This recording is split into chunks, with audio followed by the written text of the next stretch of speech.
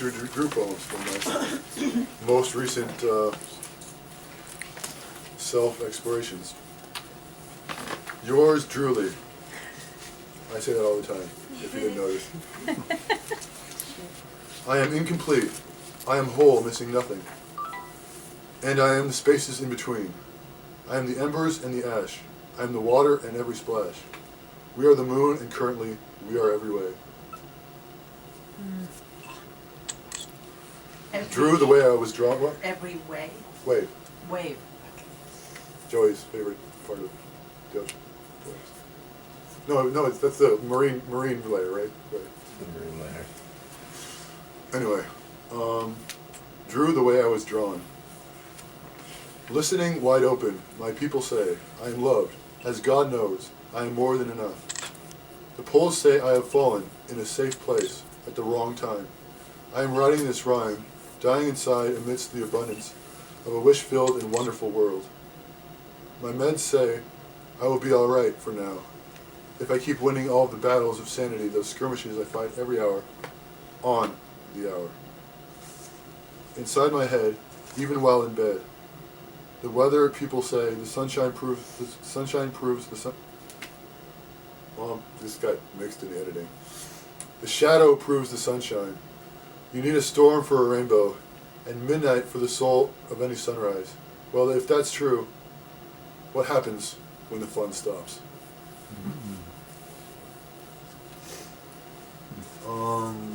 We'll go to page 18 for my, I guess, adequate attempt at the Tao Te Ching. There is a Tao Te Ching right there, and that's I used that for Eastern Worldviews class back in sophomore year of college, and I've never even contemplated doing anything like the Tao Te Ching, and then I realized they were by number, and 28 was one of them, and so I decided to try 28 for my 28th birthday. This is like a redoing of the 28th teaching of the Tao Te Ching. Call them 28 teachings. Know your strength, but take great care. Be your own stream, be your own universe, ever honest and steady. Let your inner child thrive. Know the light and heal your darknesses. While ye may live vicariously through yourself, ever true and steadfast. Let each moment count as infinite, as it is all there is, or ever will be. Remember to be humbled by your limits, and by your mistakes, and celebrate small victories.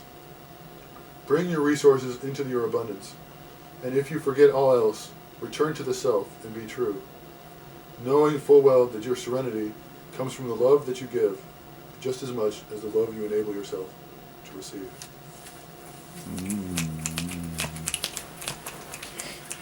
If you have any questions at any time, please don't hesitate. Some more trouble with poetry. Like brilliant, boyish, Billy indelibly planned and plainly planned into several simple and simultaneously staggering stanzas. Poetry is insatiable. It knows no limits. Its view is beyond the myriad stars and into every subatomic particle. Then compares it to everything in between those two extremes. But this poem is just to say, the trouble with poetry is also that poems end in disappointment, leaving its reader to...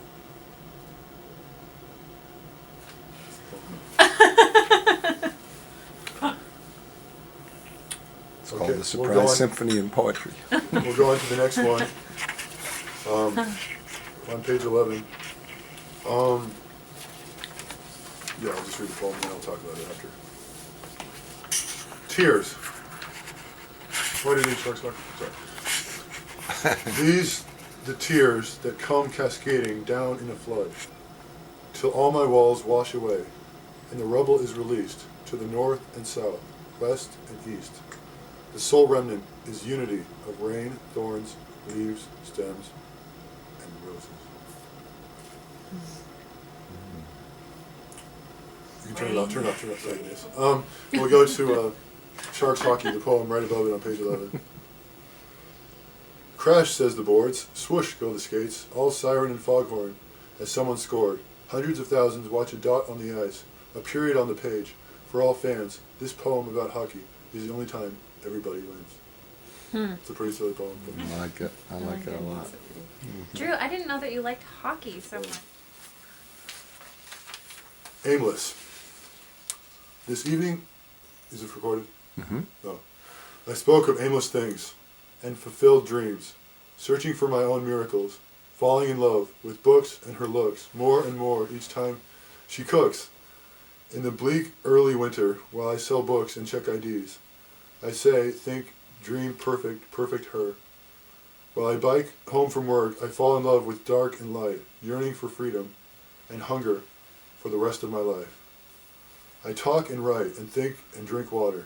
How awesome to find that unconditional love is gratitude, just for the moments you share, fully present or not, fully healthy or not, fully functional or not, fully anything or not, incomplete and imperfect, healing and growing, like the guavas out back. I remember the intimacy of silence. What good is a poem without love between? What good without pixels, poets and pixels, poet and pen, poet and notebook, me and you? That twinge you feel, that chill, that warmth, is you becoming more, ever more alive. Mm-hmm. Oh, I can cut it. What am I saying? Cut it.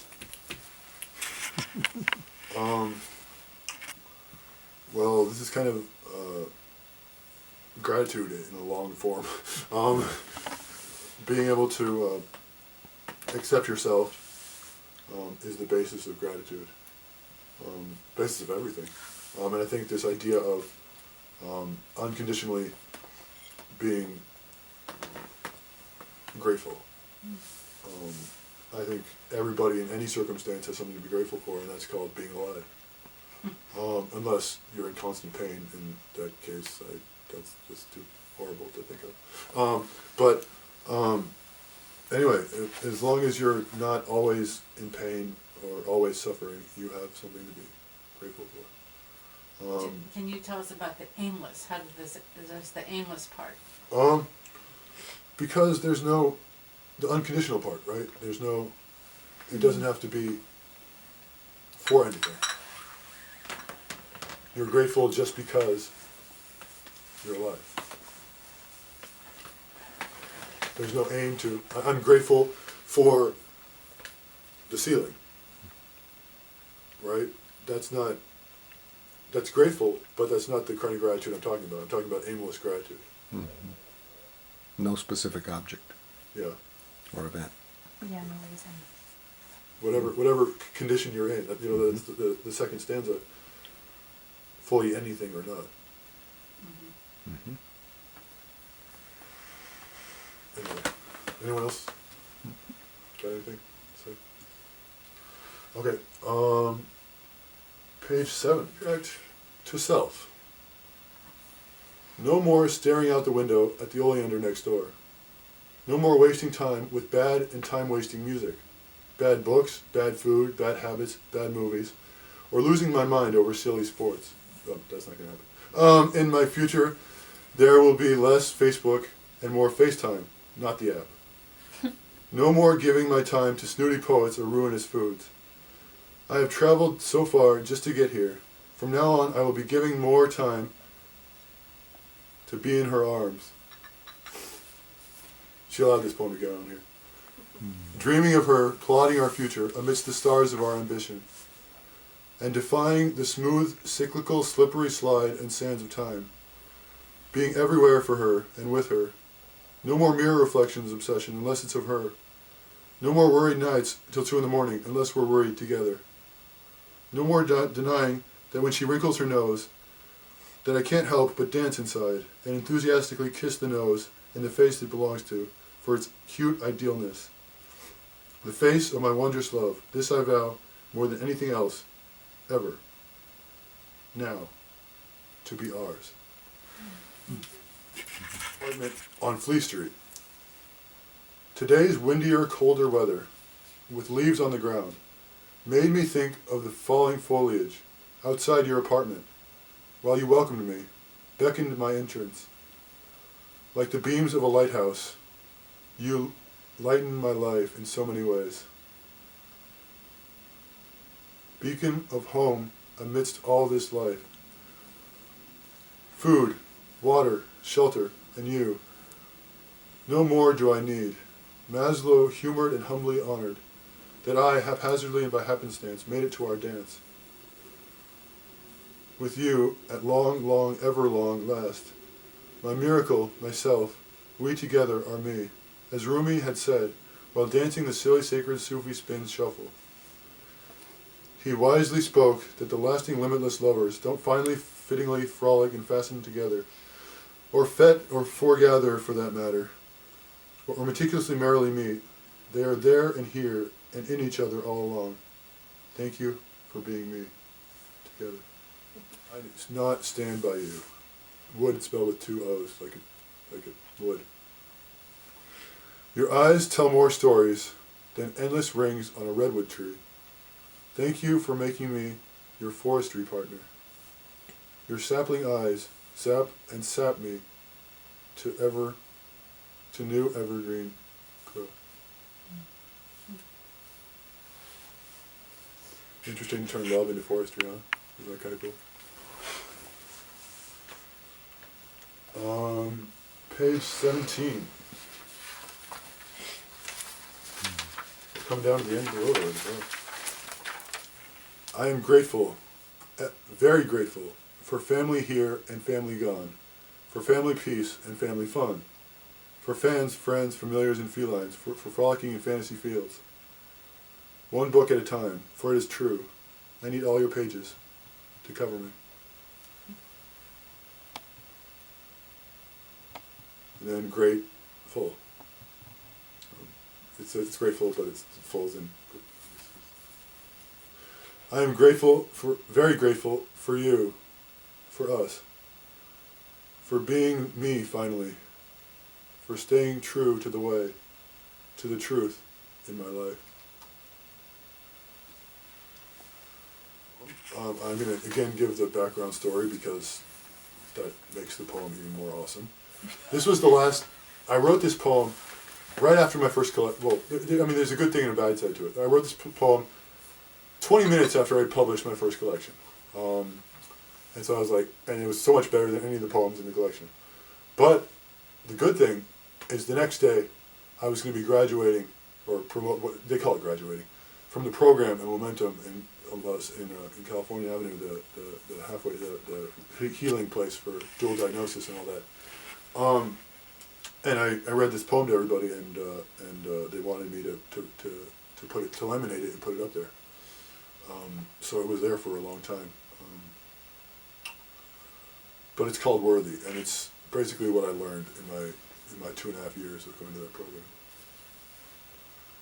Bask, float, soak up and drench yourself in the abundance of now. Seize it, take comfort in the possibilities. Act, dance, celebrate, rejoice in the fortune. You are loved, you are needed, you are craved, you are treasured by each passing moment. Gratitude. Sit, listen, just be. The only time is yes. Now o'clock is here for you.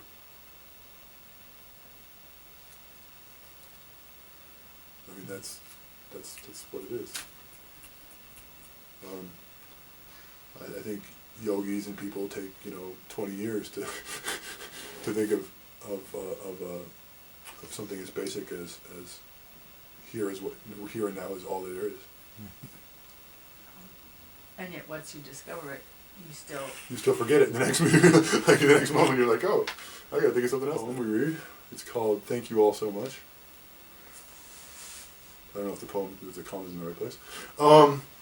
Frankly, I forgot to find the fabulous feeling, fraught with the familiar forensic frenzy, the serendipitous, sentimental, sudden, surprising truth that I'm the luckiest man I know.